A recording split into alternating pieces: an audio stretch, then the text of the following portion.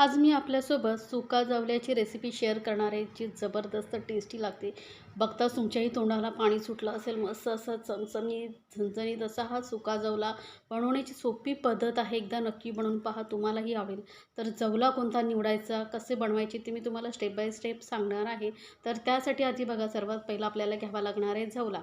तर जवला बघा, इथे ना बारीक असतो ना तो घ्यायचा आहे, आणि जास्त पिवळा असतो ना तो घ्यायचा नाही, आणि जाड घ्यायचा नाही. बारीक असा जवला, पांढरा असा जवला घ्यायचा. म्हणजे काय होतं, खाताना तो जवला चरचरीत लागत नाही आणि चवीलाही खूप छान लागतो. तर बारीक जवलाच निवडायचा. आता याला धुवण्यासाठी काय करायचं बघा, मोठं असं बाऊल घ्यायचा. त्यामध्ये आपल्याला हे धुवायचं, कारण यामध्ये ना असे छोटे छोटे मातीचे कण असतात.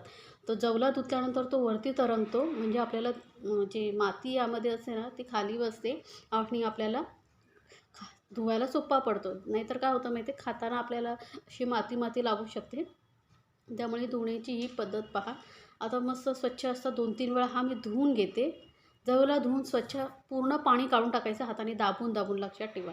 आता हा जवला आपण ठेवूया साईडला. वळूया गॅसकडे. गॅसवरती कढई ठेवलेली आहे. त्यामध्ये एक छोटासा चमचा तेल घेतलं, आणि तेल असं कढईला थोडंसं लावून घ्यायचं, म्हणजे हा जवला लागणार नाही. आता जवला सर्वात पहिल्या आधी आपल्याला भाजून घ्यायचं आहे. गॅस एकदम मंदवरती ठेवायची, आणि मंद गॅसवरती हा जवला आपल्याला 4-5 मिनटं भाजून घ्यायचं आहे, लक्षात ठेवा.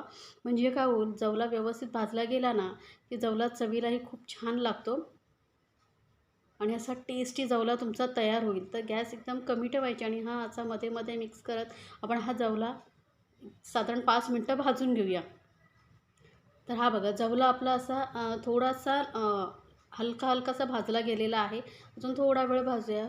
तर बघा, आता जवला आपला भाजून झालेला आहे, काढून घेतलेला आहे. त्यानंतर त्याच कढईमध्ये आपण घेणार आहोत तेल. तर 2 चमचे मी तेल घेतलेलं आहे, आणि यामध्ये ना 2 मध्यम आकाराचे कांदे बारीक चिरून घेतलेले आहेत. आता हा कांदाही आपण भाजून घेणार आहोत. कांदा ही भाजण्याची एक पद्धत आहे. आपल्याला हा कांदा किती भाजायचा आहे, ज्यामुळे आपला जवला टेस्टी होईल, तेही मी तुम्हाला पुढे सांगणार आहे. तर गॅस आता मीडियमवरती केलेली आहे, आणि हा कांदा आपण छान असा भाजून घेणार आहोत. तर बघू शकता, कांद्याचा हलका हलका कलर चेंज झालेला आहे. मऊ मऊ असा कांदा आपल्याला पाहिजे, लक्षात ठेवा. आता हा कांदा थोडासा भाजला गेला आहे, थोडासा हलका मऊ झाल्यानंतर यामध्ये घालणार आहोत आपण आलं लसूण पेस्ट. तर इथे ताजं आलं लसूण पेस्ट घाला. मी काय केलेलं आहे माहिती आहे, 5-6 लसणाच्या पाकळ्या आणि एक अर्धा इंच आल्याचा तुकडा किसून घेतलेला आहे. यामुळे काय होतं, टेस्ट छान येते.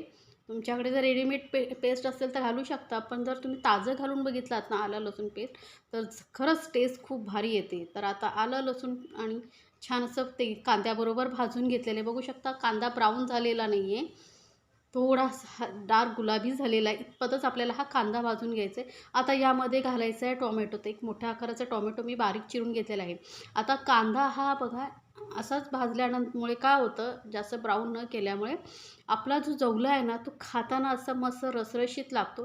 जर तुम्ही जास्त ब्राऊन कलर केलात ना कांद्याचा, तर जवला खाताना असा कोरडा कोरडा लागतो. त्यामुळे काय करायचं आहे, असं मस्त मऊसर होईपर्यंत आपल्याला हा भाजून घ्यायचा आहे. आता टोमॅटोही चांगला परतला गेल्यानंतर यामध्ये घालूया मीठ आणि मसाला. तर थोडीशी मी घालते हळद, पाव चमचा एवढा, आणि 1 चमचा भरून इथे मी लाल मिरची पावडर घालते, आणि अर्धा चमचा काश्मीरी लाल मिरची पावडर घालते. आता तिखट किती हवं आहे तुम्हाला, त्यानुसार तुम्ही लाल मिरचीचं प्रमाण कमी जास्त करू शकता. आणि काश्मीरी मिरची पावडर यासाठी घातलं आहे की जवल्याचा कलर खूप छान येतो काश्मीरी लाल मिरचीमुळे. मस्त असा लाल लाल आपला जवला दिसतो.